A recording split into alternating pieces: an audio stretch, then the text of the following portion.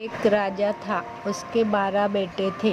जब वे बड़े हो गए तब राजा ने उनसे कहा कि तुम्हें अपने अपने लिए एक एक पत्नी ढूंढकर लानी है, लेकिन वह पत्नी एक ही दिन में सूत काटकर कपड़ा बुने, फिर उससे एक कमीज सिलकर दिखाए, तभी मैं उसे बहू के रूप में स्वीकार करूँगा।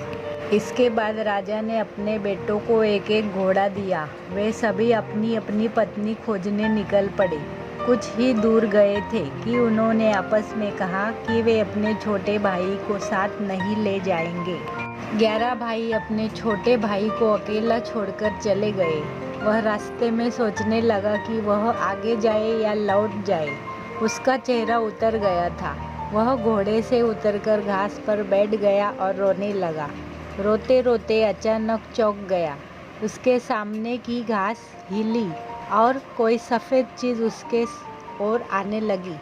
जब वह चीज़ राजकुमार के पास आई तो उसे एक नन्ही सी लड़की दिखाई दी। उसने कहा, मैं छोटी सी गुड़िया हूँ, यहाँ घास पर ही रहती हूँ, तुम यहाँ क्यों आए हो? राजकुमार ने अपने बड़े भाइयों के बारे में बताया।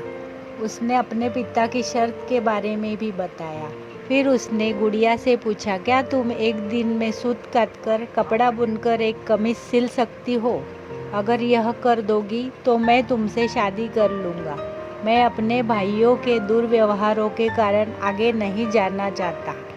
गुड़िया ने हाँ कर दी। तुरंत ही उसने सूत काटा, कपड़ा बुना और एक छोटी सी कमीज लेकर महल की ओर चल पड़ा। जब वह महल में पहुंचा तो उसे शर्म आ रही थी, क्योंकि कमीज बहुत छोटी थी। फिर भी राजा ने उसे विवाह करने की अनुमति दे दी। राजकुमार गुड़िया को लेने चल पड़ा। जब वह घास पर बैठी गुड़िया के पास पहुंचा तो उसने गुड़िया से घोड़े पर बैठने को कहा। गुड़िया ने कहा, मैं तो अपने 2 चूहों के पीछे चांदी की चम्मच बांधकर उसमें बैठकर जाऊं।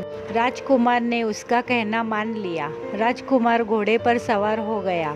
गुड़िया चूहों के पीछे बंधी चांदी की चम्मच पर सवार हो गई। राजकुमार सड़क के एक ओर चलने लगा, क्योंकि उसे डर था कि कहीं उसके घोड़े का पाँव गुड़िया के ऊपर न पड़ जाए। गुड़िया सड़क के जिस ओर चल रही थी उस ओर एक नदी बह रही थी। अचानक गुड़िया नदी में गिर गई, लेकिन जब वह नदी के अंदर से ऊपर आई तो राजकुमार के समान बड़ी हो गई थी। राजकुमार बहुत प्रसन्न हुआ। कुमार महल में पहुंचा तो उसके सभी बड़े भाई अपनी अपनी होने वाली पत्नियों के साथ वहां आ चुके थे, लेकिन उसके भाइयों की पत्नियों का न व्यवहार अच्छा था, न ही वे सुंदर थी। जब उन्होंने अपने भाई की सुंदर पत्नी को देखा तो वे सभी जल भून गए। राजा को पता चला कि वे बड़े पुत्रों ने छोटे राजकुमार के साथ दुर्व्यवहार किया है, तो उसने बड़े बेटों की खूब निंदा की। फिर छोटे बेटे को गद्दी सौंप दी। छोटे राजकुमार का विवाह गुड़िया के साथ धूमधाम से हुआ। अब छोटा राजकुमार राजा था और गुड़िया रानी, दोनों सुख से रहने लगे।